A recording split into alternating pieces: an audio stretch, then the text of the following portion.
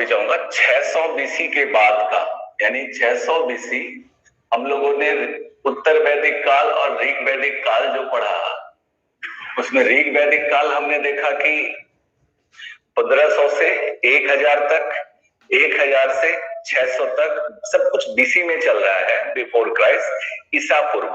अभी हम लोग 600 बीसी यानी महाजनपद काल की बात करेंगे। और महाजनपद काल की बात करेंगे। महाजनपद काल की बात करते ही आपको सबसे पहले ये समझ में आना चाहिए कि जनपद हुए क्या। तो जैसा कि आपको पता था कि कल के क्लास में ही हमने उत्तर वैदिक काल, लेटर वैदिक पीरियड में देखा था कि जन का शकल आना शुरू हुआ था जनपद में, यानी कि कृषि अधिशेष बनने से धीरे धीरे जनसंख्या का संघनन शुरू हो जाता है। जनसंख्या में उत्तरोत्तर वृद्धि भी तेजी से होती है और लोहा का इस्तेमाल इसके लिए उत्तरदायी रहता है। और कुछ हद तक गहन कृषि होने से, अर्थव्यवस्था में आपका रिसेस का सृजन होने से, जनसंख्या में उत्तरोत्तर वृद्धि होने से कहा जाता है कि आपका महाजनपद काल में एक तरीके से जनसंख्या में विस्फोट हुआ था। तो एक जनसंख्या विस्फोट का दौर था। तो इसके बाद महाजनपद का उदय होता है और बहुत से कारक थे महाजनपद के उदय का। इसको द्वितीय नगरीकरण, सेकेंड अर्बनाइजेशन भी बोलते हैं। द्वितीय नगरीकरण, तो प्रथम नगरीकरण का जो दौर था वो तो सिंधु घाटी सभ्यता को माना जाता है। उसके बाद ऋग वैदिक काल ग्रामीण सभ्यता के रूप में विकसित होता है। उसके बाद आपका उत्तर वैदिक काल में जन से जनपद की तरफ हम बढ़ते हैं और कबीलाई सामाजिक व्यवस्था से धीरे धीरे अस्थायी सामाजिक व्यवस्था की तरफ हमारा विस्तार यानी कि उद्भव होता है। और धीरे धीरे वही जनपद जो होते हैं, क्या होते हैं कि जनपदों में साम्राज्य विस्तार का एक कॉन्सेप्ट आ जाता है। राजा यानी राजत्व का सिद्धांत आपको समझाया था। राजनीतिक व्यवस्था में राजा का प्रादुर्भाव हो जाता है, यानी कि राजा में अस्थायी सेना रखने का और शक्ति का संचार हो जाता है। जब राजा में शक्ति का संचार होता है तो जनपद जो बन जाते हैं वो साम्राज्य विस्तार के लिए एक दूसरे से शक्तियां टकरा, शक्तियों का निर्माण होता है। तो जब शक्तियों का निर्माण होने के बाद शक्तियों का टकराहट होता है, उससे क्या होता है कि फिर कई सारे जनपद मिलके महाजनपद का निर्माण करने लग जाते हैं। तो महाजनपद का पृष्ठभूमि आपको क्लियर हो गया होगा। महाजनपद का जो हमारे पास पढ़ने का स्रोत है वो 16 महाजनपद की बात आती है। और कहाँ आती है 16 जनपद की बात? तो 16 महाजनपद की बात आती है दो प्रकार के साहित्यिक स्रोत में। एक तो आपका अंग्युत्तर निकाय बोलते हैं और दूसरा आपका भगवती सूत्र होता है। अब ये भी आपसे पूछ लिया जाता है कि ये बौद्ध ग्रंथ है और ये आपका जैन ग्रंथ है।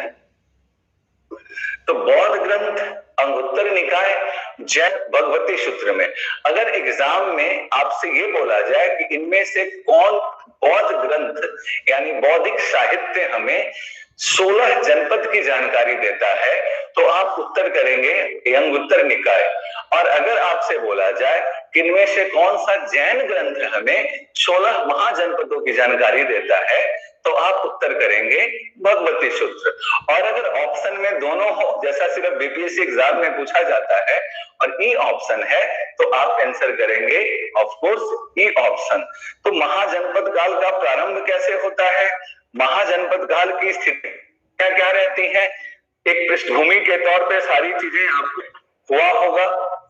अब ज्यादा कुछ अपने को इसमें नहीं समझना है, कम से कम इतना जरूर समझ में आ जाना चाहिए कि 16 महाजनपद जो है उनका क्या रहता है परिस्थिति और किस प्रकार से वहां पे आपका कुल मिलाकर के राजनीतिक दशा रहता है। राजनीतिक दशा से पहले तो हम यही समझना चाहेंगे कि 16 जनपद कौन कौन थे और उन 16 जनपद का वर्तमान में भारतीय नक्शा पे स्थिति क्या रहा है और इन 16 जनपद की राजधानी क्या रहा है और बिहार से संबंध इन 16 जनपद में कौन कौन से प्रमुख हैं, फिर वहां क्या राजनीतिक विकास हुआ है सबसे पहले देखेंगे।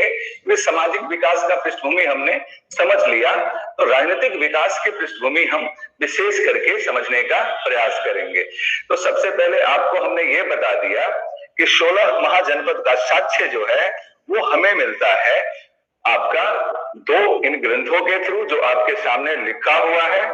लेकिन यहाँ पे एक प्रश्न जो बनता है कि आपका पाणिनि है जो अष्टाध्यायी के रचयिता है, यहाँ पे कंफ्यूजन होता है।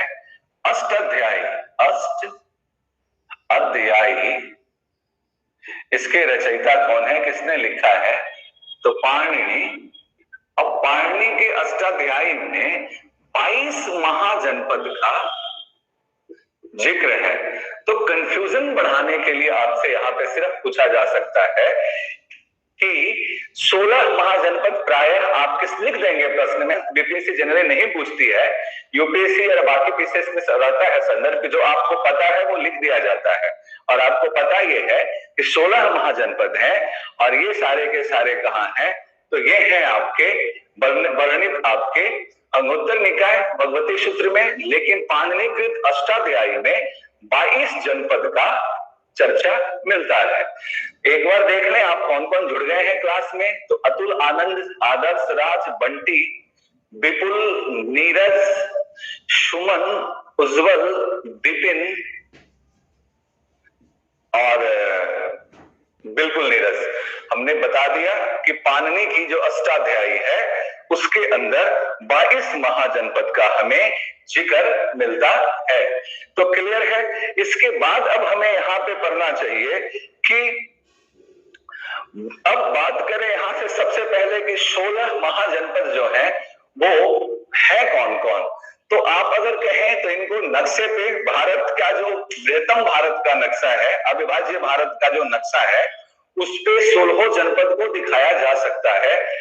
और अगर आप कहें तो सीधा जनपद का नाम लिख के उनके राजधानी और उनका वर्तमान स्थिति लिख करके आपको बताता चलूं। आप जैसा चाहेंगे वैसा किया जा सकता है। तो आप बताएं, आप मैप पे अगर समझना चाहते हैं, यूपीएससी वगैरह के संदर्भ में अगर हम बात करें तो मैप पे ही चीजों को बताया जाता है, ताकि मैप के थ्रू, नीरज कह रहे हैं मैप पे बात होनी चाहिए। वेरी गुड, उम्मीद करते हैं सब मैप में ही चाहेंगे, मैप और लिख कर दोनों मैप पे। चलिए, लिखा हुआ तो नोट्स में आपको मिल जाएगा, लेकिन मैप आपको नोट्स में नहीं मिलेगा। तो मैप आपको बोर्ड पे देते हैं। ज्यादातर बोर्ड पे मैं उन चीजों का ही समावेश करने का प्रयास करता हूं जो डायरेक्टली नोट्स में कवर होने की संभावनाएं कम नजर आती हैं। तो चलिए, तो सबसे पहले ये हटा दूं यहां से, और ये है आपका क्या, तो 3 पॉइंट यहां से बनने हैं। कब की बातें हैं महाजनपद की, तो ये महाजनपद काल की बातें हैं 600 बीसी से पहले की। इसको द्वितीय नगरीकरण का संज्ञा भी दिया गया है। 2 प्रकार के ग्रंथ, अंगुत्तर निकाय और भगवती सूत्र में आपको 16 महाजनपद की जानकारी मिलती है, परंतु आपका ये सर्वमान्य यही है 16 महाजनपद का। परंतु अष्टाध्यायी पाणिनि अष्टाध्यायी के अंदर हमें 22 महाजनपद की जानकारी मिली है। कितना इंफॉर्मेशन हमने देखा।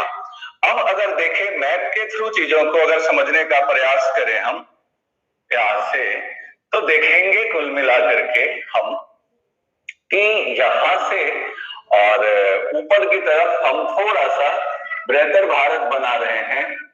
तो इधर से हम देखेंगे और उस समय के भारत के स्वरूप में, तो यहां से ज्यादा फर्क निकल के आएगा। और अब अभी के इंडिया की बात करें तो यहां से थोड़ा सा ऐसे जुड़ा जाता है, लेकिन उस समय की बात करेंगे तो ये थोड़ा सा आपका ये इस शेप में लिया हुआ मिलेगा। इस तरफ से बृहत्तर भारत का आपका ये निर्माण होता है। ये वाला पार्ट खास करके इस तरफ से, और ये वाला पार्ट यहां से, कुल मिलाकर के ये बृहत्तर भारत का स्वरूप नजर आता है।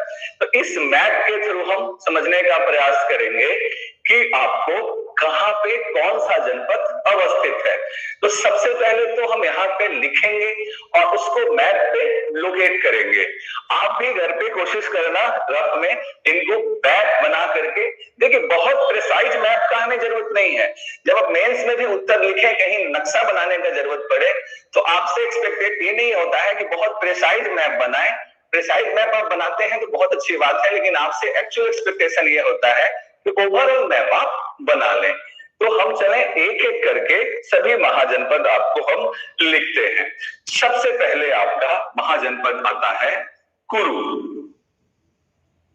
और कल बताया भी था भरत और कुरु का विलय के आपका कुरु जन्म लेना था, उसी को बाद में कुरु महाजनपद का रूप धारण कर लिया था।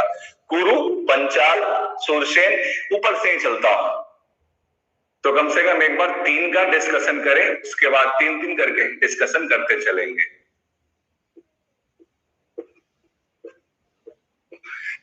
अब तीनों को मैप पे लोकेट करें, 4-4 कर लेते हैं ताकि 4 शिफ्ट में आपका हो जाए।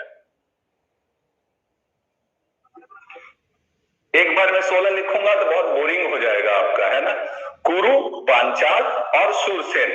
तो सबसे पहले तो यहीं से आप बताइएगा कुरु जनपद में कौन कौन से वर्तमान स्वरूप में कुरु जनपद कहां है।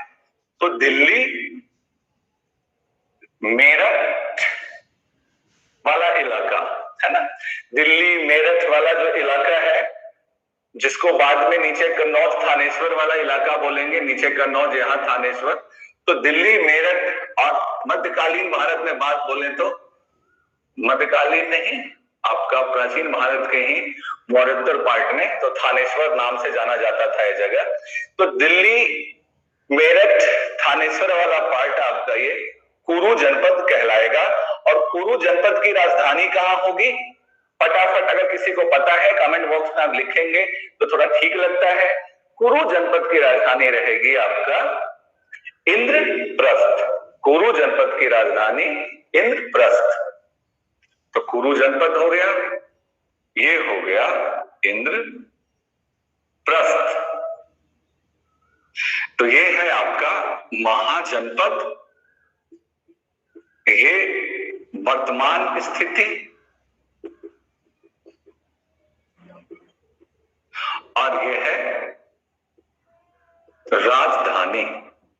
अब आप खुद बताइए इस नक्शे पर दिल्ली की बात अगर करें तो यह गुजरात से ऊपर आपका यहां पे कहीं पे ये जो पार्ट है, और इधर यहां पे ये है कुरु जनपद। एक लिख दे रहा हूं इसके लिए, नाम ना लिखना पड़े।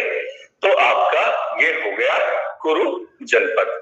क्लियर है। पांचाल की बात करूं तो पांचाल में वही थोड़ा सा नीचे आ जाइएगा, बरेली, बदायूनी, अच्छा बदायूनी बोल रहा हूं, बरेली, बदायूं, फर्रुखाबाद और आपका मेरठ से नीचे वाला पार्ट। कभी दिल्ली से आप गाड़ी पकड़िएगा तो जैसे होते हुए आएगा ना अवध आसाम जैसा गाड़ी, यानी जो कि दिल्ली से आपको लखनऊ होते हुए बिहार लाएगी, यहाँ से ऐसे वाला गाड़ी, तो उसमें आपको ये जगह मिलता है। थोड़ा सा इससे नीचे इधर आके आपका इधर आपका दिखाई देता है, यानी कि यहाँ दिल्ली और थोड़ा सा इधर नीचे की तरफ आपका ये यहाँ पे पांचाल। लिख लीजिए। यहाँ पे मेनली आते हैं आपका बरेली, बदायूं, फर्रुखाबाद। अब ये एक बड़ा महाजनपद था तो इसकी 2 राजधानियां आपको बनाई जाती है।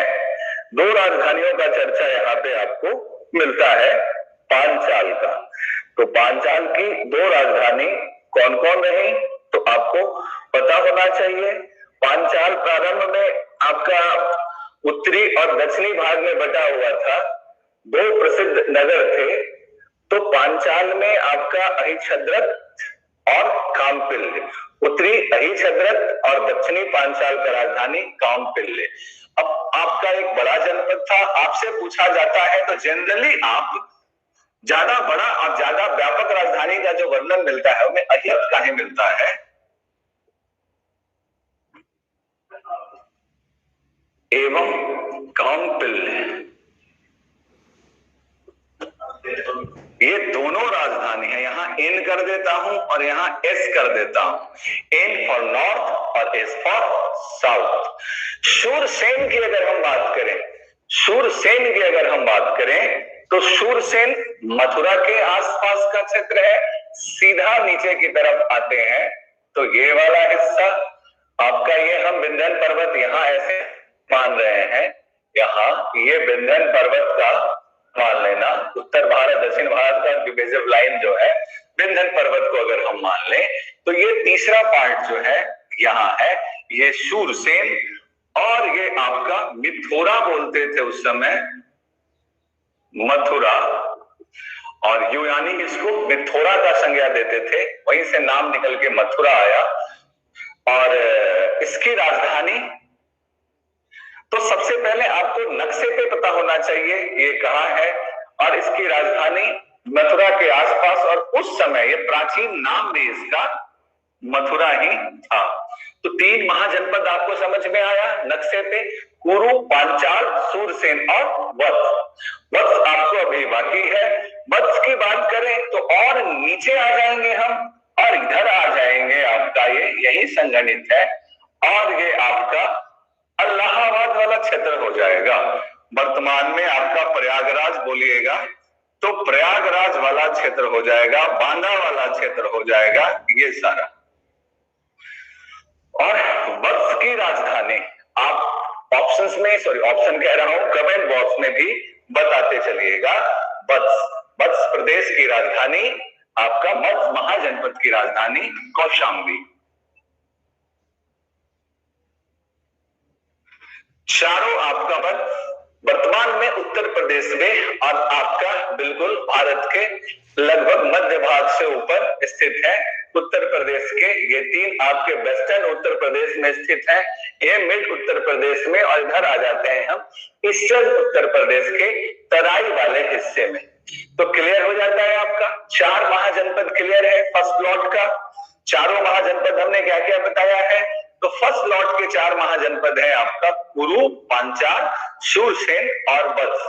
कुरु आपका लिखा हुआ है 1 2 3 4 से बता रहा हूं, दिल्ली, मेरठ, थानेश्वर वाला इलाका। कुरु इंद्रप्रस्थ, कुरु राजधानी इंद्रप्रस्थ, कुरु की राजधानी इंद्रप्रस्थ। पांचाल की राजधानी अहिछद्रत एवं कामपिल्य, मेनली अहिछद्रत ऑप्शन में ज्यादातर पूछा जाता है। द्वितीय राजधानी या दक्षिणी राजधानी पूछा जाए तो आप कामपिल्य बताएंगे। शूरसेन की राजधानी मथुरा और वत्स का राजधानी कौशाम्बी। तो क्लियर है, आगे बढ़ा जाए। Very good. बरेली, बदायूं इसकी 2 राजधानियां थी, अहिछद्रत, कामपिल्य, बहुत बढ़िया। मथुरा, नीरज, इलाहाबाद, कौशाम्बी, उज्जवल जा, बहुत बढ़िया। यानी कि ये चैप्टर आप में से बहुत लोगों ने याद किया हुआ है, अच्छी बात है, ये बहुत अच्छी बात है।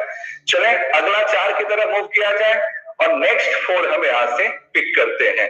नेक्स्ट 4 पिक किए, 5 6 7 और 8 लगा देते हैं इसमें हम। तो 5 6 7 और नंबर 8।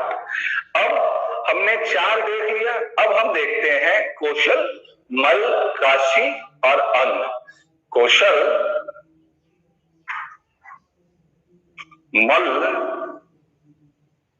काशी और एक आपका आया सबसे फर्स्ट बिहार में स्थित अंग। कौशल जो अब वर्तमान स्वरूप में कहां है, तो कौशल की बात करूं तो अवध का क्षेत्र हो जाता है। इलाहाबाद से और नीचे और पूरब की तरफ आप बढ़ने लग जाते हो, इधर की तरफ आप बढ़ने लग जाते हो, ये आपका है। यहां देखेंगे तो कौशल के अंदर आपका आ जाएगा फैजाबाद, अयोध्या। रामायण काल में कौशल की राजधानी अयोध्या रही। बुद्ध काल और आपका महाजनपद काल में कौशल की राजधानी श्रावस्ती बताया जाता है, और एक राजधानी साकेत। साकेत का भी चर्चा आपके रामायण काल में भी आता है, साकेतपुरी। तो आपको साकेत एवं श्रावस्ती दोनों याद रखना चाहिए। बिठाऊंगा नहीं, बाकी के 8 इधर लिखेंगे और एक एक का इंपॉर्टेंट एस्पेक्ट्स के बाद डिस्कस होगा। एक साथ आपका बहुत कुछ गार्बेज नहीं करूंगा। कौशल ये आपका यहाँ फैजाबाद अवध मंडल का वस्तु स्थिति क्लियर हो रहा है आपको। कौशल श्रावस्ती, कौशल की राजधानी श्रावस्ती और साकेत का भी वर्णन मिलता है। रामायण काल में इसकी राजधानी अयोध्या भी रही।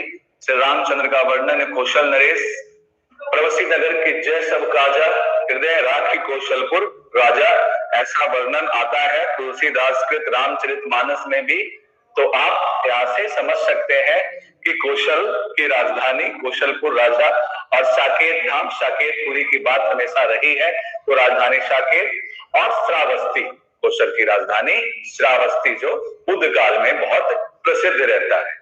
ठीक है, मल की बात करूं तो आपका थोड़ा तराई वाले प्रदेश में आप चले जाते हैं इधर की तरफ, और यहां से फिर पूरब की तरफ आप बढ़ने लग जाते हैं, और यहां इधर की तरफ थोड़ा नक्शा में आपका ऊपर नीचे की तरफ, और इसको इधर अगर जुड़ाए पतला करें तो ये इधर की तरफ आप आ जाते हैं, और ये देवरिया वाला पार्ट यहां लिखता हूं। वर्तमान में देवरिया जिला आप जानते हैं गोरखपुर से नीचे इस तरफ बिहार से बॉर्डर बहुत सारा पार्ट अटैच होता है। मल की राजधानी कुशीनारा, कुशीनगर नहीं, आप कुशीनारा ही कहिएगा, कुशीनगर नाम बाद में दिया जाता है। राजधानी कुशीनगर या कुशीनारा या बाद में, और पावा का भी जिक्र आता है तो आप लिख सकते हैं कुशीनारा पावा। अब थोड़ा सा जिक्र करूंगा, मल ये राज्य था, जनपद था, तो वहां क्या स्थितियां थी एक एक करके डिस्कस करेंगे। तो इसके बाद आता है काशी, इलाहाबाद से यानी कि आपका वत्स से थोड़ा सा नीचे, और यहाँ पे आपका कौशल से थोड़ा सा नीचे बीच में कहीं पे वर्णन आता है आपका 7वें महाजनपद का, और ये है आपका काशी। काशी आपका वर्तमान में वाराणसी की बात हो रही है, बनारस की बात हो रही है, और काशी की राजधानी भी आपका बनारस या वाराणसी ही कहा जाएगा, वाराणसी। अंग, अब आप आगे निकल के यहां से बिहार वाले पार्ट में, और इससे ऊपर आपका पूर्ण रूप से ये वाला पार्ट है तराई से जुड़ा हुआ, ये पार्ट बिहार, ये पार्ट पूरा यहां से ऐसा बंगाल का, ये उड़ीसा वाला पार्ट। तो यहां देखिएगा छठा, नक्शा को गार्बेज नहीं करता हूं, तो अब देखेंगे तो अंग, अंग जो है वो भागलपुर मुंगेर से जुड़ा हुआ हिस्सा है। इसमें भागलपुर और मुंगेर के क्षेत्र शामिल होते हैं, बिहार वाला वही, हाँ आप में से कुछ लोग हो भी सकते हैं उस क्षेत्र से। भागलपुर एवं मुंगेर वाला क्षेत्र जिसकी राजधानी रही चंपा, राजधानी चंपा। वर्णन बाद में करूंगा किसमें क्या था ये सारी चीजें। और आपका 7 नंबर डिस्कस हो गया है। छठा आप मल्ल जनपद गए हैं, उससे और नीचे कहीं यहाँ पे नीचे की तरफ, इससे नीचे आपका ये स्थान है, गंगा नदी ऐसे आ रही है, गंगागढ़ यहाँ पे इस तरफ भागलपुर और इस तरफ थोड़ा सा मुंगेर, ये वाला पार्ट पूरा मिला करके ये होगा अंग जनपद। तो 8 जनपद उसमें कि अभी सारे के सारा वर्णन हमने किया है। 7 किसका, तो उसमें 8वां जो हमने चर्चा किया है वो कहाँ कर लिया, ये हमने चर्चा कर लिया बिहार में। अब 9वें में आएंगे हम, 10वां दिखाई दे रहा होगा यहाँ पे, 11 और 12। इसके बाद इसको डिस्कस करने के बाद 4 बच जाएंगे, उन 4 का डिस्कशन इसके बाद करेंगे। तो सबसे पहले बताइए, कौशल का श्रावस्ती, मल का कुशीनारा पावा, कौशल श्रावस्ती, मल का कुशीनारा पावा, काशी वाराणसी, अंग का चंपा। क्लियर है, राजधानी कोई दिक्कत नहीं है। चंपा बिल्कुल आदर्श राज्य, कंचन नीरज गणतंत्र महाजनपद, मल कुशीनगर काशी बनारस अंग चंपा कौशल श्रावस्ती कौशाम्बी चुबलझा। ठीक है, इलाहाबाद का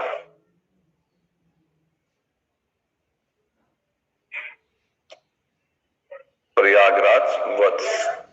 तो चलिए अब यहां से आपको दिखाई दे रहा है, कोई दिक्कत नहीं है बोर्ड का इस पार्ट को देखने में। तो अब हम आ जाते हैं पॉइंट नंबर 9। अंग का डिस्कशन हो गया, तो अब मगध का हो जाए। तो मगध में उस समय का दक्षिणी बिहार, खास करके पूरा पटना और गया का पूरा पार्ट, जैसे यहाँ ये लेंगे अंग ना, तो इसके ही नीचे यहाँ पे इधर गंगा नदी, यहाँ पे आपका भागलपुर, और इसके पूरा इधर आ जाते हैं तो आपका ये मगध। वर्तमान स्वरूप में इसके अंदर पटना, गया, दक्षिण बिहार, ये आपका पार्ट कवर होगा।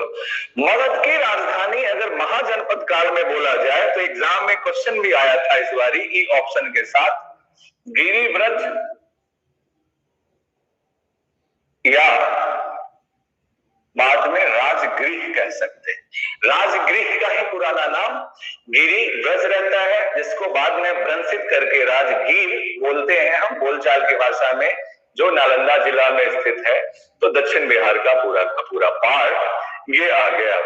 इसके बाद बज्जी संघ, ये भी एक प्रकार का महाजनपद है, गणतांत्रिक जनपद है। बताऊंगा कहां कहां गणतंत्र था, कहां कहां राजतंत्र था। बज्जी संघ था ये पूरा का पूरा, कई छोटे छोटे गणतंत्रात्मक राजाओं का एक संघ बनाया गया था, उसे बज्जी संघ बोलते हैं।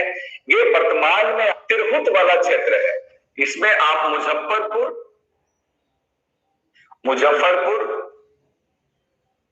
दरभंगा,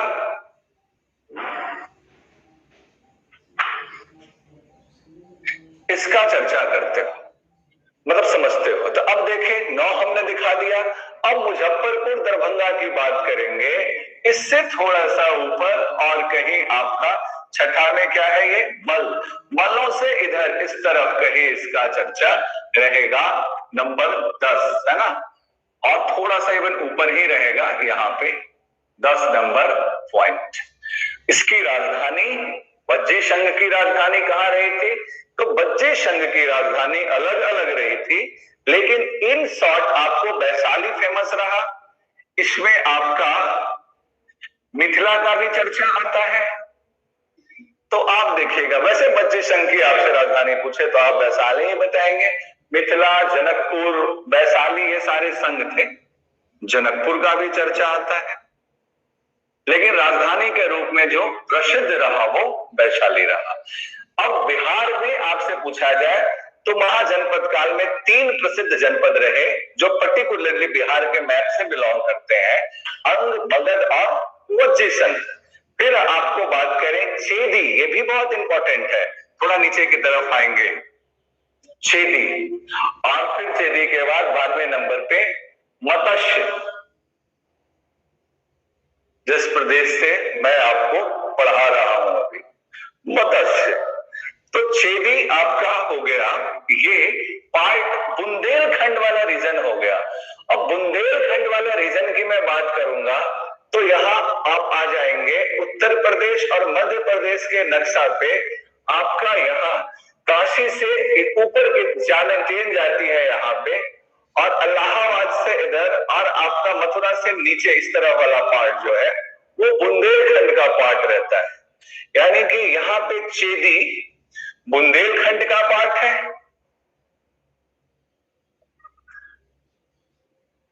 बुंदेलखंड कहते हैं। इसमें आपको झांसी, महोबा, ये वाला पार्ट आ जाता है ना, सारा का सारा बुंदेलखंड। और छेदी आपका महाजनपद की राजधानी शोथीवती बोलते हैं इसको, शोथीवती।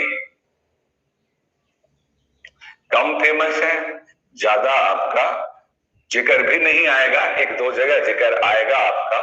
मत्स्य जो आपका जयपुर, अलवर, भरतपुर वाला कुछ पार्ट शामिल है इसके अंदर। इसकी राजधानी है विराटनगर। सीधा इधर चले जाइए, यहां पर आपका इस तरीके से ये नंबर 12 पे टिका हुआ। और अगर बात करें यहां से, राजस्थान से प्रेजेंटली लोकेटेड है, ये ऐसे भी लिख दूं तो ये मध्य प्रदेश से लोकेटेड है प्रेजेंटली, ये प्रेजेंटली राजस्थान से लोकेटेड है, ये प्रेजेंटली बिहार से लोकेटेड है, ये है ही बिहार से प्रेजेंटली लोकेटेड, ये भी प्रेजेंटली आपका बिहार से लोकेटेड है। इसके ऊपर के सारे उत्तर प्रदेश से हैं। यूपी लिख दे रहा हूं, UP, Prayagraj, Banda, Mathura UP, Bareilly, Badaun UP, Delhi, Meerut, Thanesar, ज्यादा पार्ट यूपी में स्थित है। ठीक है, अब हम 13, 14, 15 और 16, तो सबसे पहले आपसे पूछ ले, याद भी करते चलना है। आज ये 16 जनपद का लोकेशन, उसके बाद आपका 16 जनपद की वर्तमान स्थिति के साथ इनकी राजधानी आपको अच्छे से याद हो जाना चाहिए।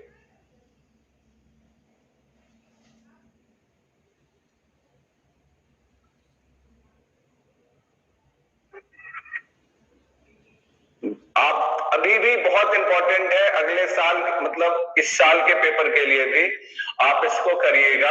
ये प्रश्न आपका जनरली पूछा जाता है, थोड़ा सा स्पॉट बन रहा है। कुरु की राजधानी बोल देता हूं इंद्रप्रस्थ, पांचाल की राजधानी अहिछत्रत, काम्पिल शूरसेन की राजधानी मथुरा, वत्स, कौशाम्बी, कौशल, साकेत या श्रावस्ती, मल्ल की राजधानी कुशीनारा, कुशीनगर, पावा, काशी का वाराणसी, अंग का चंपा, मगध का राजधानी गिरिब्रज, राजगिरी, बज्जी संघ की राजधानी वैशाली, मिथिला जनकपुर का चर्चा भी आता है बड़े नगरों में, चेदी का श्रुतिवस्थी, मत्स्य का विराटनगर जो वर्तमान स्वरूप में जयपुर से आपका उसके आसपास के क्षेत्रों से बिलोंग।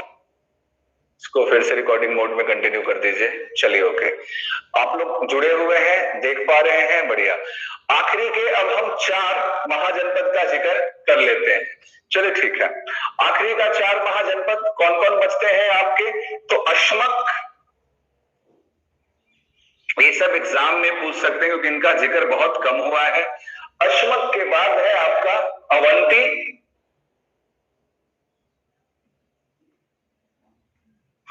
अश्मक, अवंती, गंधार और कंबोज।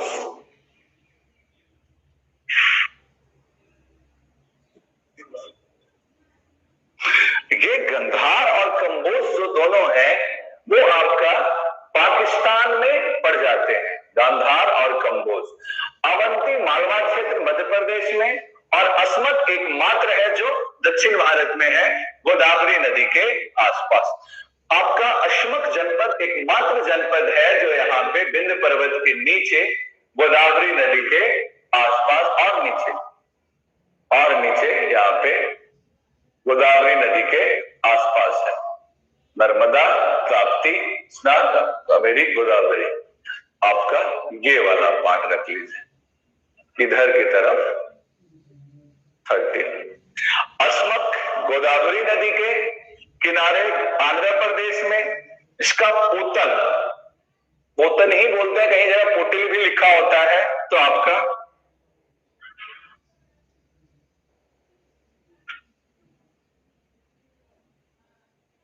आंध्र प्रदेश राजधानी पोतन। अवंती का अगर चर्चा करूं तो आप देखेंगे नंबर 14 में आपका यहाँ पे मालवा वाला प्रदेश, जो आप देखेंगे मध्य प्रदेश से आपका एक जो यहाँ पे चेदी आया है, हमने 11 नंबर में दिया है बुंदेलखंड, उससे ऊपर और कहीं यहाँ प्रदोल। अब जब भी अवंती का नाम आता है तो साथ में आ ही जाता है, यानी यहाँ पे देखेंगे ये। और ये मालवा रीजन, मालवा वर्तमान में हम किसको समझेंगे? इंदौर, सबसे बड़ा शहर जिससे आप रिलेट कर पाओगे, मालवा नगरी। इंदौर, उज्जैन आस ही पास है। कभी गए हैं महाकाल दर्शन के लिए? 60-50 किलोमीटर के दायरे में इंदौर, उज्जैन, 2 अच्छे शहरों का आप भ्रमण कर सकते हैं, महाकाल का दर्शन कर सकते हैं। मालवा का शाम बहुत खूबसूरत होता है, इसका आनंद ले सकते हैं। तो आपका पश्चिम क्षेत्र हो गया, और इसकी उज्जैनी एवं माहिष्मती 2 राजधानी का चर्चा आता है। एक आपका वही माहिष्मती जो आपने बाहुबली में देखा होगा, वो माहिष्मती नहीं है, वो काल्पनिक नगर था, या उज्जैनी।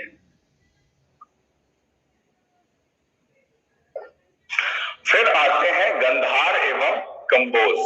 अब गंधार और कंबोज, आप इससे ऊपर जाते हैं तो गंधार और कंबोज आप देखोगे तो जो आपका पाकिस्तान वाला वो पार्ट हमने दिखाने का प्रयास किया है वहां पे है पेशावर रावलपिंडी वाला हिस्सा में, यहां से उभर और रावलपिंडी वाला हिस्सा जो है ये आ गया आपका नंबर 15 में, और कंबोज उससे भी ऊपर, ये नंबर 16 में।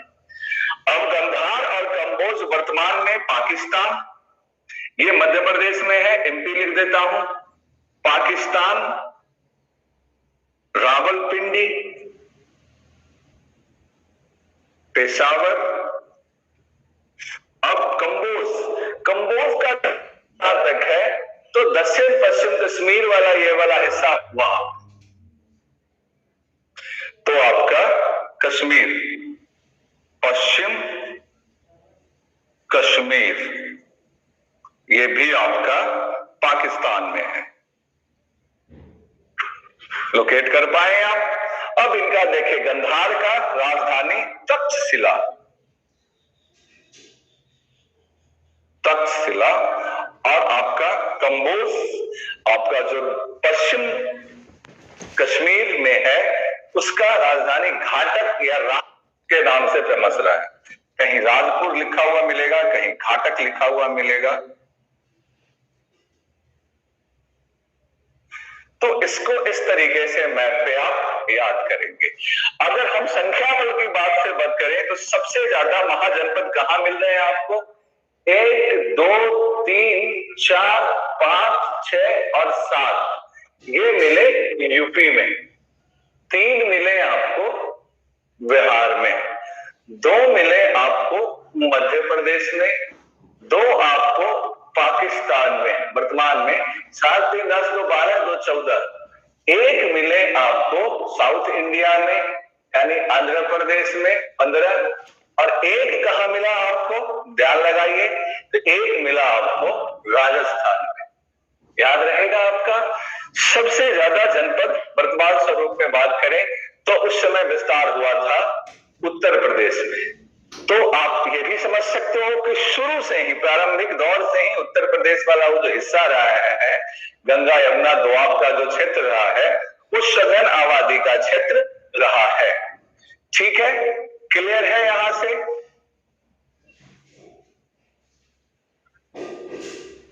हाँ, कंबोज, जेके, अफगान, बिल्कुल। तो आप देख ही रहे हो ना, ऊपर वाला हिस्सा वो अफगानिस्तान में निकल जाएगा, लेकिन आपका कुछ हिस्सा इसका पाकिस्तान से भी जुड़ाव है। आप इसको पाकिस्तान और अफगानिस्तान में भी बांट सकते हो, लेकिन जैसे हम पश्चिमी जम्मू कश्मीर की बात करेंगे तो उसका कुछ हिस्सा आपका पाकिस्तान से भी अटैच होता है। ये ऐसा कुछ, अभी हमको उस समय के महाजनपदों का एग्जैक्ट बाउंड्री के बारे में नहीं पता है, इसलिए।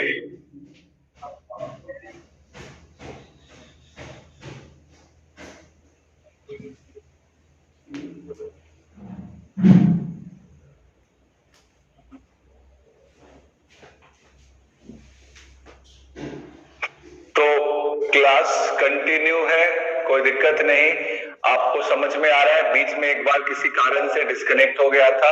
किसी स्टूडेंट ने आप में से बोला है बंटी के बारे में कि एक बार और समझाएं।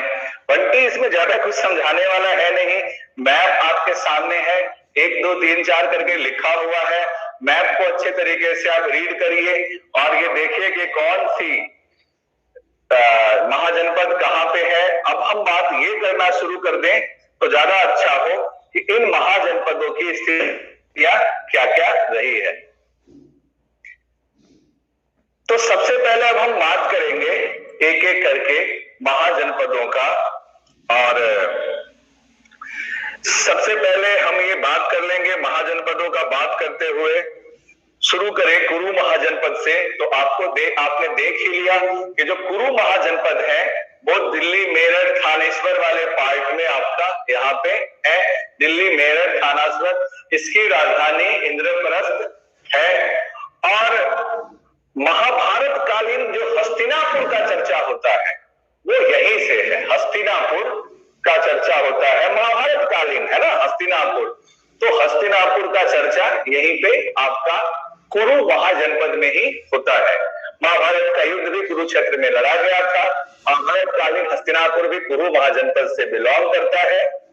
और इसी के लिए आपको ध्यान रखना चाहिए कि बुद्ध के समय में यहाँ के राजा थे वो कौरव्य थे, शायद उसी से अटैच करके कौरव औरव की बातें आती है।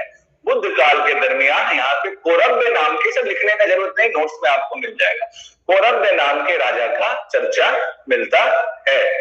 आगे इससे बढ़े तो पंचाल महाजनपद आधुनिक आपका रुहेलखंड जिसको बोलते हैं, बरेली बदायूं फर्रुखाबाद से मिलकर बना हुआ है।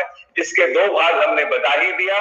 उत्तरी भाग में अहिच हजरत, दक्षिणी भाग की राजधानी काम्पिल, ये भी एक बड़ा जनपद था जिसका आपका महाजनपद काल महाभारत काल में जो द्रौपदी और पांचाली का वर्णन उनको कहना आता है, तो ऐसा माना जाता है कि पांचाल महाजनपद के नरेश की पुत्री रही होंगी द्रौपदी, है ना। तो यहाँ पे आपका महाजनपद की का जिक्र जहां महाभारत से मिलता है वो आपको बताता चल रहा हूं। और महाजनपद में पांचाल से आगे निकलते हैं तो आपका कौशल का आपको चर्चा करना अनिवार्य लगता है। अब देखो पांचाल में जो अब बता दें यहां से तो क्या था, तब जैसे कुरुक्षेत्र में क्या था, तो ये भी आपका राजतंत्र था, लिखता चलता हूं। पांचाल में राजतंत्र था, शूरसेन में भी राजतंत्र था, बस ये सारे राजतंत्रात्मक थे। लेकिन आपका मल्ल में गणतंत्रात्मक था, अंग राजतंत्रात्मक ही रहा, वज्रसंघ ये आपका गणतंत्रात्मक रहा। ये कुछ प्रसिद्ध गणतंत्रीय व्यवस्था का उस समय वर्णन मिलता है। उसमें आपका देखेंगे, आप ध्यान से पढ़ेंगे तो कि जो तलहटी में बहुत सारे थे इस समय, जैसे यहाँ पे मल्ल देख रहे हो 6ठा नंबर पे, यहाँ पे आप 10वें नंबर पे वज्रसंघ देख रहे हो, 8वें नंबर पे आप अंग देख रहे हो, लेकिन अंग में तो नहीं। तो और तलहटी में ऐसे कई सारे गणतंत्रात्मक इकाइयों का सृजन हो गया था। नाम के रूप में अगर उन गणतंत्रात्मक इकाइयों का बात बोला जाए तो देखेंगे आपको पता चलेगा कि उस समय कपिल वस्तु, केशपुट, पावा, पिपलीवन, मोरिये आदि गणराज्य का चर्चा आता है। हालांकि इन सभी गणराज्यों को बाद में कौशल नरेश प्रसेनजीत ने जीत लिया था और कौशल से इसको आपसे आपका संचालन होने लग गया था। इस समय चर्चा ये आता है कि जो गणतंत्रात्मक व्यवस्थाएं थी वो दबा दी गई थी राजतंत्रात्मक व्यवस्थाओं के द्वारा, और जो भी उनके निकटवर्ती मजबूत राजतंत्रात्मक व्यवस्थाएं थी वो गणतंत्रात्मक व्यवस्थाओं पे हावी रही थी। मोटा मोटी तौर पे कुछ फैक्चुअल इंफॉर्मेशन अगर आपको यहां से दूं तो आपको सबसे पहले आपको ये पता होना चाहिए कि 3 जनपद जो आपके, शुरू से यूपी वालों पे ज्यादा आप टाइम नहीं देंगे क्योंकि आपको राजस्थान आरपीएससी नहीं देना है, आपको बीपीएससी देना है। तो बीपीएससी में अगर हम बात करें, यूपी पीसीएस में आपको नहीं देना है, तो आपके लिए ज्यादा महत्व का बिंदु ये वाला रह जाता है, अंग मगध तो पूरा एक चैप्टर बन जाता है, और वज्रसंघ ये हमें ज्यादातर विस्तार से पढ़ना है। कौन कौन से कब कब राजा हुए, फिर भी मोटा मोटी तौर पे आप देख सकते हो मगध, अंग और कौशल पर एक समय काशी ने अधिकार कर लिया था, और एक समय काशी सबसे शक्तिशाली जनपद के रूप में बनता है। किससे पहले, तो हरेक वंश से पहले, हरेक वंश के प्रारंभ होने से पहले एक बार ऐसा बंधन मिलता है कि यहाँ वाला ये काशी ने आपका यहाँ पे देखेंगे तो मगध और आपका अंग इत्यादि सब पे अधिकार कर लिया था, और एक समय में काशी सबसे शक्तिशाली बन जाता है। परंतु उसके कुछ ही समय बाद मगध का बेजोड़ उत्कर्ष होता है, और इस उत्कर्ष के कई सारे कारण तलाशे गए हैं जो डिस्क्रिप्टिव की पार्ट हो जाता है, लेकिन आप तो यही जानो कि मगध का उत्कर्ष होता है। प्रसेनजीत कौशल के राजा रहते हैं, और कंस का जो चर्चा मिलता है वो कौशल के राजा के रूप में मिलता है। प्रसेनजीत से पहले कंस ही रहते हैं कौशल के राजा, कौशल के राजा पहले कंस होते हैं और कौशल के राजा कंस, और यहीं से चर्चा मिलता है उस समय शूरसेन मथुरा वाला, और वो कई चीजें सब जब महाजनपद काल की आप पढ़ेंगे तो इंटरेस्टिंगली चीजें, नाम ऐसा ऐसा आएगा जो कहीं ना कहीं आपका कुछ हिस्सा आपका महाभारत से, कुछ हिस्सा रामायण से रिलेट होने लग जाएगा। यूपीपीसीएस भरे हैं, एक बार और समझाएं अतुल आनंद जी।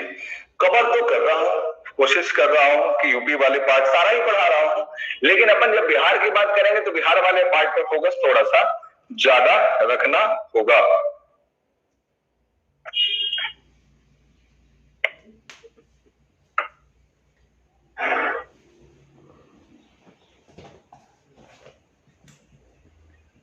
ठीक है, तो देखिए यहां पे कौशल से आपको कौशल नरेश प्रसेनजीत का वर्णन आता है। कौशल राजा प्रसेनजीत, ये बुद्ध काल के से पहले की, बुद्ध काल के समय के राजा है। कौशल नरेश, कौशल राजा प्रसेनजीत एक बहुत प्रतापी राजा हुए वहां पे, जिन्होंने 5 राजाओं के गुट का नेतृत्व किया। और आपको यहाँ पे ये याद रखना चाहिए कि कौशल की राजधानी जो रही वो साकेत एवं श्रावस्ती, ये भी 2 हिस्सों में, उत्तरी और दक्षिणी में बट गया था। और रामायण काल में अयोध्या रही, और उस समय बुद्ध काल में साकेत एवं श्रावस्ती 2 राजधानियां रही। बड़ा जनपद 5 छोटे इकाइयों का संघ के रूप में निर्माण हो जाता है। और यूपीपीसीएस में काफी बार पूछा गया है कि श्रावस्ती नगर का विन्यास जो है अर्धचंद्राकार है, अर्धचंद्राकार, हाफ मून, अर्धचंद्राकार, ये हाफ मून शेप का सिटी है। यूपीपीसीएस का प्रीवियस ईयर का क्वेश्चन है, इसलिए मैं इसको बोल दे रहा हूं, रिपीट हो सकता है। उत्तर प्रदेश में आपका मल एक महाजनपद था, जो एक आपका कुछ हद तक गणतंत्रात्मक इकाइयों को समेटे हुए था। चेदी की राजधानी की पहचान हो गई है। अब सुप्तिमती जो महाभारत काल में जिक्र आता है, उसका चेदी से ही आपका संपर्क निकाला गया है, और इसी का चेदी का शासक रहता है। बड़ा अच्छा है, आपका थोड़ा बहुत महाभारत की कहानियों का यादाश्त अगर आप में है तो 11 नंबर में यही चेदी के शासक रहता है शिशुपाल, और कृष्ण ने शिशुपाल का वध किया था। आपको अगर महाभारत की कहानियां, कृष्ण लीला की कहानियों का थोड़ा बहुत है ज्ञान, तो यहाँ पे आपका चेदी के ही वो शिशुपाल थे। तो थोड़ा सुन लीजिएगा, जरूरी नहीं कि सब कुछ याद ही हो जाए, कई बार एग्जाम में स्ट्राइक कर जाता है।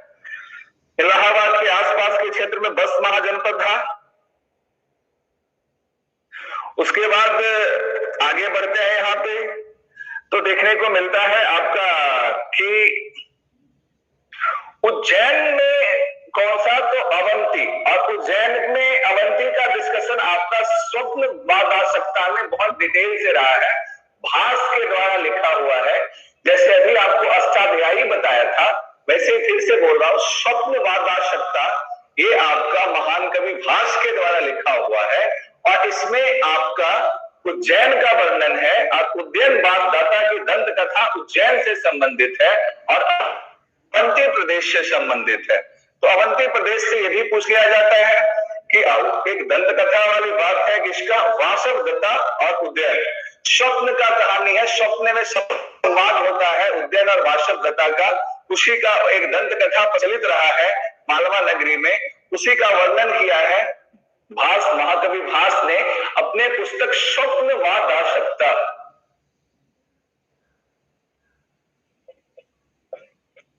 ये किताब का नाम है, ग्रंथ है, इसके कवि है महाकवि भास। इसमें वर्णन है उज्जैन और वासवदत्ता, और ये एक दंत कथा है जो कहां प्रसिद्ध रहा है, तो ये प्रसिद्ध रहा है आपका अवंती क्षेत्र में। अब इससे आगे निकलते हैं, हम देखते हैं यहाँ पे चर्चा करते हुए पंचाल महाजनपद का।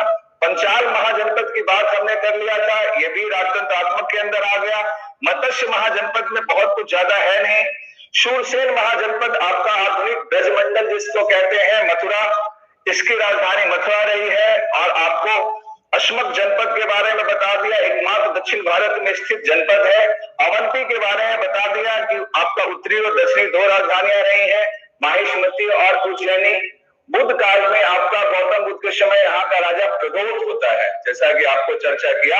अवंती का राजा प्रदोत, कौशल का राजा प्रसेनजीत, आपका ये सब कुछ का चर्चा जब आप पढ़ेंगे तो आपको आएगा। आगे बढ़े यहां से, और अब हम देखने का प्रयास करते हैं धीरे धीरे बढ़ते हुए। अभी ज्यादा हम अंग पे फोकस एक बार नहीं करें, अगर बात करें भी अंग महाजनपद का तो ज्यादा कुछ इसमें आपका अभी बताने लायक बनता इसलिए नहीं है कि जब बताना शुरू करेंगे तो वहां से आपका साम्राज्यवाद आ जाएगा। किसका साम्राज्यवाद? जिसका मगध का, अंग का, इनका संघर्ष और महाजनपदों का साम्राज्यवाद। देखो, जनपदों के साम्राज्यवाद के थ्रू महाजनपद बना और महाजनपदों के साम्राज्यवाद के थ्रू क्या हो जाएगा, एक पूरा संघर्ष चलना शुरू होगा और उसको कहते हैं प्राचीन काल का साम्राज्यवाद।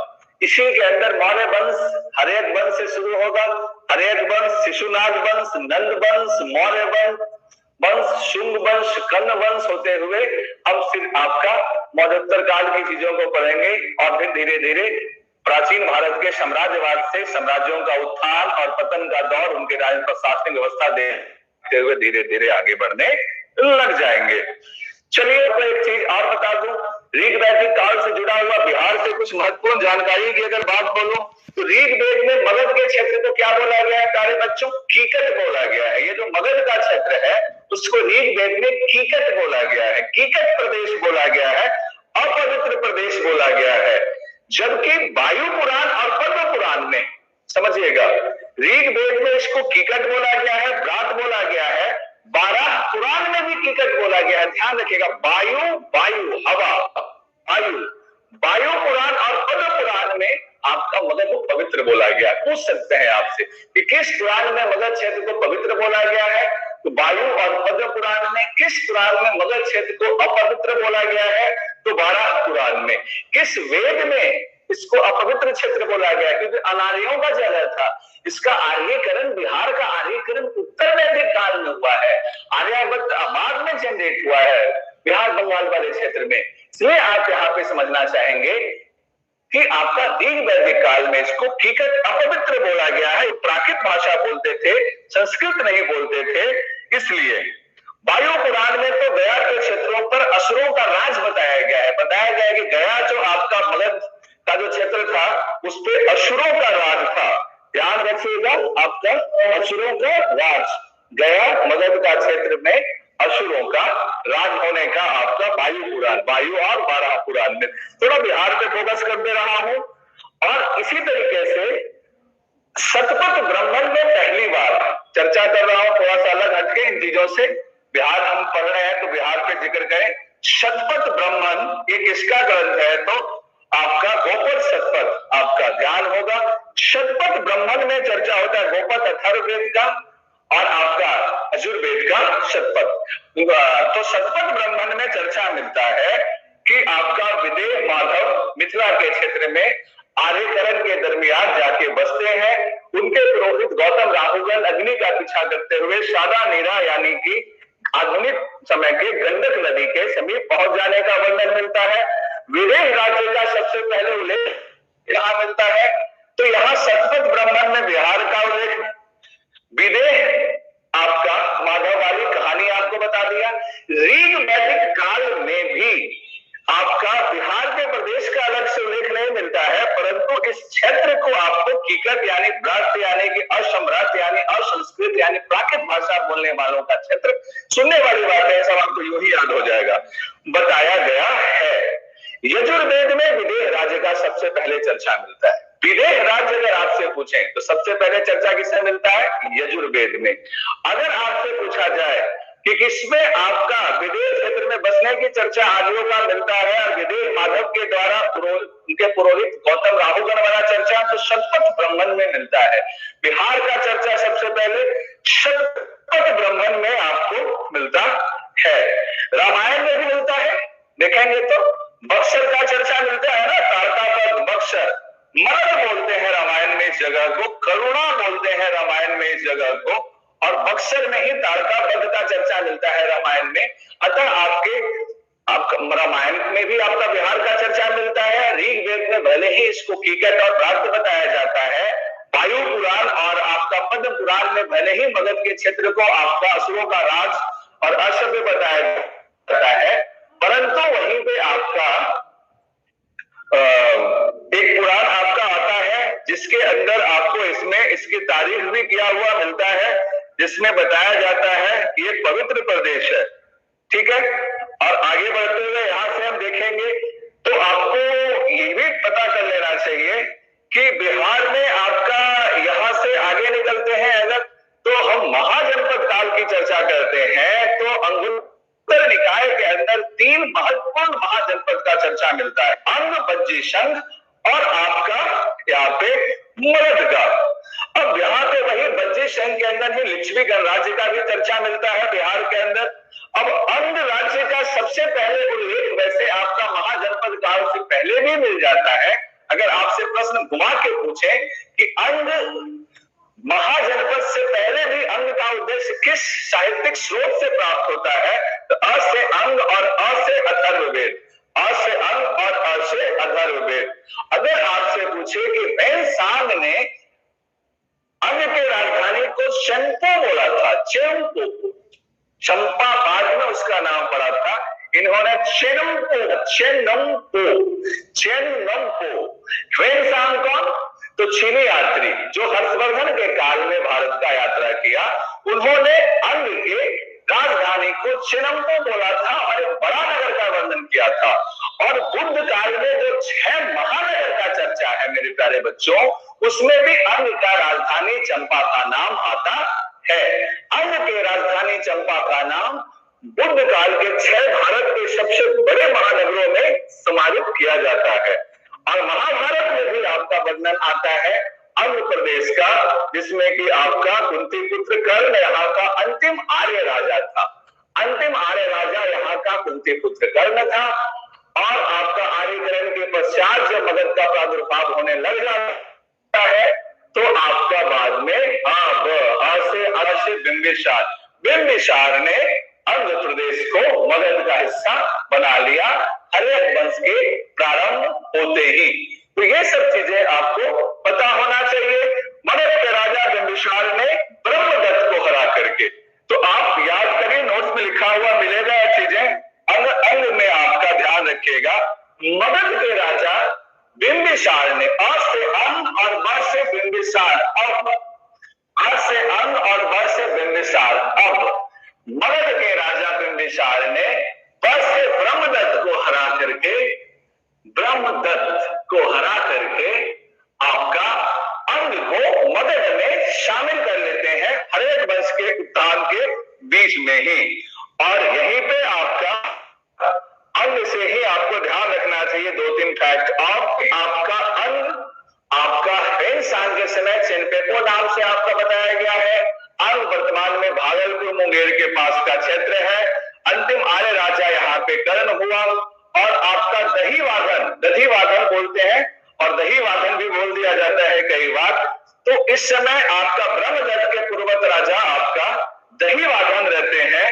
तो दहीवाधन के पुत्री जो होती हैं, जिनका नाम होता है चंदना, आंध्र प्रदेश की दहीवाधन, राजा दहीवाधन की पुत्री महावीर, जैन धर्म के 24वें तीर्थंकर महावीर, जैन धर्म के प्रवर्तक, उनकी शिष्या के रूप में पहली महिला जो जैन धर्म में शामिल होती है, उसका भी आपका जुड़ाव रहता है।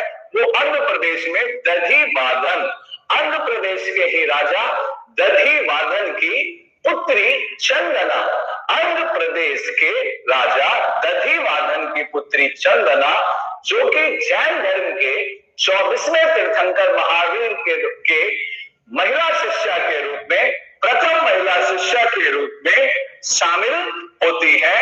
आपका महावीर के प्रथम महिला शिष्या के रूप में वो आंध्र प्रदेश की राजा दधिवाधन की पुत्री होती है। आंध्र प्रदेश के आखिरी आर्य राजा का चर्चा महाभारत में पुत्र कर्ण के रूप में आता है। आंध्र प्रदेश का वर्तमान स्वरूप भागलपुर मुंगेर और राजधानी चंपा, वेनसांग के टाइम में चेम्पोपू बोला गया है।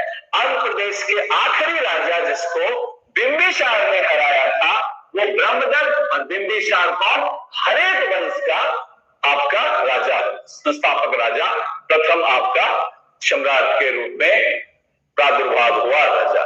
इससे पहले जो आपका बृहदत्त वंश वगैरह का चर्चा आता है राजगिरी में, उसमें उतना आपका व्यापकता नहीं पाया जाता है। तो उम्मीद करते हैं अन्न से जुड़ी हुई आपको जानकारी क्लियर हुआ। इसी प्रकार से कल आपको हम मगध और बाकी के एक एक करके, जैसे यूपी वाले पे ज्यादा फोकस ना करते हुए बिहार वाले पे ही मगध और वज्जी संघ से जुड़ा हुआ जानकारी आपको देंगे। इस समय के कुछ और साहित्यिक साक्ष्यों का आपसे संदर्भित वर्णन कर देंगे। चलते चलते हम इस पाठ को मिटा के कुछ ऋग्वेद और उपनिषदों से जुड़ा हुआ कुछ शब्दों को बता दें जो आपके एग्जाम में आता हुआ मुझे इस बार दिखाई दे, तो उसको आप याद कर लेंगे। पॉसिबल है कि आपको उससे आप मदद मिलेगा। तो चलिए, सबसे पहले अगर आप बात करूं गायत्री मंत्र कहां से लिया गया है, तो गायत्री मंत्र कहां से लिया गया है? गायत्री मंत्र लिया गया है आपका ऋग्वेद से, अष्टोमा शतगम में। ये कहां से लिया गया है? ये ऋग्वेद से लिया गया है तमसोमा ज्योतिर्गम में। ये बृहदारण्य उपनिषद से लिया गया है। बस चलते चलते सोच रहा हूं रोज कुछ ना कुछ स्टैटिक फैक्ट आपको याद करवाऊं। तमसोमा ज्योतिर्गण आपका उपनिषद से लिया गया है, बृहदारण्य उपनिषद से। सर्वो भवन्तु सुखिना सर्वो सन्तु निरामया, सुख सर्वो सन्तु निरामया, ये भी आपका बृहदारण्य उपनिषद से लिया गया है। ये दो ऋग्वेद से लिखा गया है। उसके बाद का सत्यमेव जयते, ये लिया गया है आपका मुंडकोपनिषद। यज्ञ फूटे हुए नाव की चर्चा, ये किससे लिया गया है बात? तो मुंडकोपनिषद से लिया गया है। सत्यमेव जयते और आपका यज्ञ को फूटा हुआ नाव कहने की बात, ठीक है, आ रहा है बात समय में। अब यही अतिथि देवो भव और मातृ देवो भव, भव वाले जितने अतिथि देवो भव मातृ देवो भव, ये दोनों ही चर्चा जो लिया गया है, अतिथि देवो भव और मातृ देवो भव, ये आपका तैत्तिरीय उपनिषद से लिया गया है, यानी कि ऋग्वेद का जो आपका उपनिषद है उससे। एक आपका आता है और इंडिया के कंटेस्ट में बहुत इंपॉर्टेंट है, जो आजकल बहुत इंपॉर्टेंट चल रहा है, वसुधैव कुटुंबकम।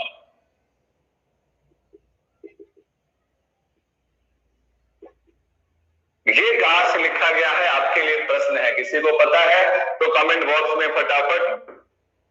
ये भी उपनिषद से ही लिया गया है। तो फिर से रिवाइज करा दूं, गायत्री मंत्र वो सब याद होगा, तृतीय मंडल अष्टोमा शतगम में, ये भी ऋग्वेद से, तमसोमा ज्योतिर्गम में, बृहदारण्य उपनिषद से, सर्वो भवन्तु सुख में, ये आपका बृहदारण्य उपनिषद से। और आपका दोनों ही भव, अतिथि देवो भव और मातृ देवो भव, यानी कि माता ही भगवान है और अतिथि भगवान है, दोनों में देवो भव वाली बात उपनिषद, यजुर्वेद का उपनिषद है ये, यजुर उपनिषद है। अगर चर्चा कर दिया जाए कि किससे लिया गया है, तो उपनिषदों से लिया गया है। और कौन से उपनिषद से लिया गया है? ट्रिक बना के याद कर सकते हैं, दोनों भव वाला बात जो आएगा वो तैत्तिरीय उपनिषद से लिया गया है। अष्टोमा ज्योतिर्गम्यम तमसोमा शतगम्यम, सॉरी, अष्टोमा शतगम्यम तमसोमा ज्योतिर्गम्यम में अष्टोमा शतगम्य वाली बात जो है ऋग्वेद से, और तमसोमा ज्योतिर्गम्य वाली बात है वो बृहदारण्य उपनिषद से लिया गया है। सर्वो भवन्तु सुखिनः सर्वो सन्तु निरामया बृहदारण्य उपनिषद से ही लिया गया है। सत्यमेव जयते मुंडकोपनिषद से, और यज्ञ फूटा हुआ नाव के बराबर कहने की बात भी मुंडकोपनिषद से लिया गया है। वसुधैव कुटुंबकम, आप में से देखें किसी ने उत्तर अगर दिया हो तो? नहीं, किसी ने उत्तर नहीं दिया है। ऋग्वेद, बृहदारण्य उपनिषद, महोपनिषद, ठीक है नीरज, आपने उत्तर सही दिया है। ये आपका महोपनिषद से लिया गया है, महोपनिषद, ठीक है। तो आज का आपका टाइम यहाँ पे कवर हो जाता है। पूरा हो जाता है, खत्म हो जाता है। आज